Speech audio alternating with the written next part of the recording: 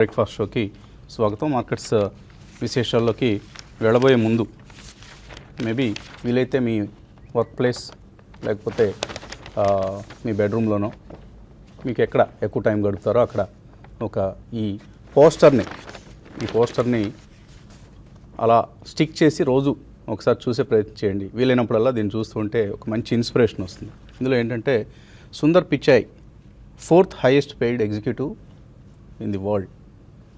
So inspiration వస్తుంది. అంటే ఒక ఇండియన్ సంవత్సరానికి 700 కోట్ల రూపాయల జీతం సంపాదిస్తున్నాడు. సో మనందరికీ ఇన్స్పిరేషనే కదండి.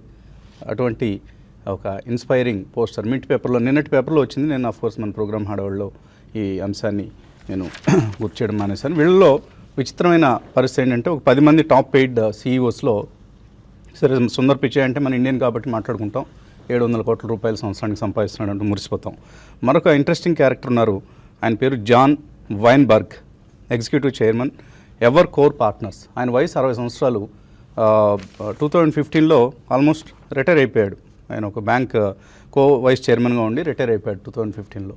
1 year హాయిగా రెస్ట్ తీసుకొని మళ్ళీ మరొక కంపెనీ ఈ ఎవర్ కోర్ పార్ట్నర్స్ ఇన్క్ అనే దానిలో చేరి ఆయన ఇప్పుడు అక్షరాల సంపాదిస్తుంది ఎంత అంటే సుమారుగా 900 కోట్లు, 875-900 కోట్ల రూపాయలు మన కరెన్సీలో, $123 million in US dollars. So first ప్లేస్లో ఉన్న Walmart stores incorporation, Walmart CEO ఎవరైతే ఉన్నారో మార్క్ క్లోర్, US e-commerce, ఇది వాల్మార్ట్లో ఒక భాగం. ఇది ఆ కంపెనీ మార్క్ క్లోర్ 1,500 crores శాలరీ వస్తుంది సంవత్సరానికి. అండ్ సెకండ్ ప్లేస్లో టిమ్ కుక్ 975 crores సంపాదిస్తున్నారు సంవత్సరానికి as Apple CEO. Third place ఇందాక మనం అనుకున్న వైన్బర్గ్. అండ్ ఫోర్త్ ప్లేస్లో world's highest paid 4th highest paid వచ్చేసి Sundar Pichai with 690 crores salary per annum. 690 కోట్లలో కనీసం 1000 వంతు మనం సంపాదించగలిగినా కూడా, అంటే సుమారుగా సంవత్సరానికి 70 లక్షలు సంపాదించాలని టార్గెట్ పెట్టుకోండి. డెఫినెట్గా you can do it, if not 700 crores per annum.